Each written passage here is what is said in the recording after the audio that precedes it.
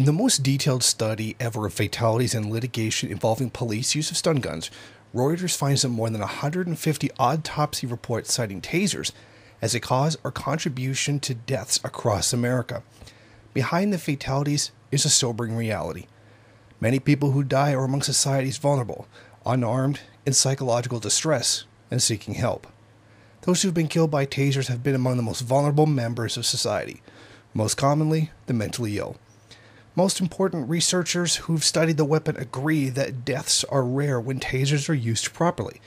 But the probability of dying from a taser shock in the police encounter may be incalculable, researchers say, citing a lack of official data on stun gun use, the fact that deaths often have more than one cause, and other complexities. Against that curtain of uncertainty, Taser International has insisted for years that its weapons are never to blame when someone dies after being stunned. Almost always, the company says, those deaths result from drug use, underlying physiological conditions such as heart problems, or other police force used alongside the taser.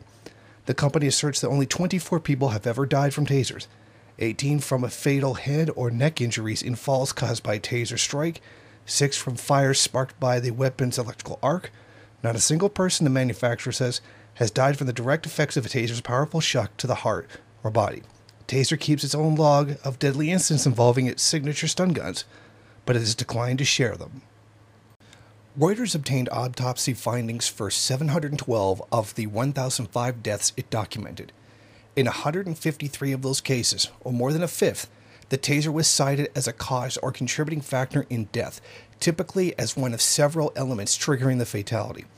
Most of the other autopsies cited the combination of heart and medical conditions, drug use, and various forms of trauma. Taser won immense popularity for its devices through a singular marketing focus. Instead of resorting to lethal gunfire or potentially dangerous physical confrontations, it told police departments they could control combative subjects with a paralyzing stun. Yet, the cases explored by Reuters reveal stun gun encounters can turn deadly. Often those killed, including people struggling with mental illness, emotional breakdowns, or seizure disorders. Encounters with such people have become more frequent as cuts in government-funded mental health services have thrust police into the role of first responders for those in psychological crisis. 1 in every 100 police calls involves a person with a mental health disorder, according to research by the American Psychiatric Association. Too often, experts say, officers see tasers as a go-to weapon in these circumstances. Taser has always avoided responsibility when it came to the responsible use of its device.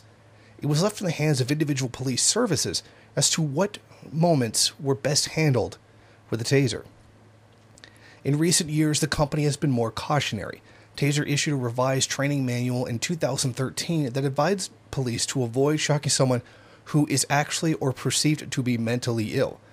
But that guidance, offered on the 66th slide in a 231-slide user course presentation, was characterized as a liability consideration, not a safety issue.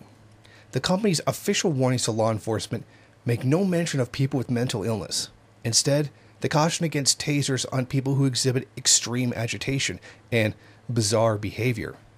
Even then, the warnings are contradictory. The company's warnings do not prohibit taser use on people in mental distress. It doesn't say you should not use this on someone that may be emotionally disturbed. It seems, for the time being, the tasers will continue to be used, no matter how many people they kill.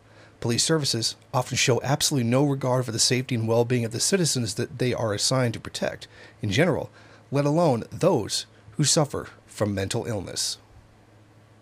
Thank you for watching. If you like this program, then please head over to my Patreon page and set up a monthly donation.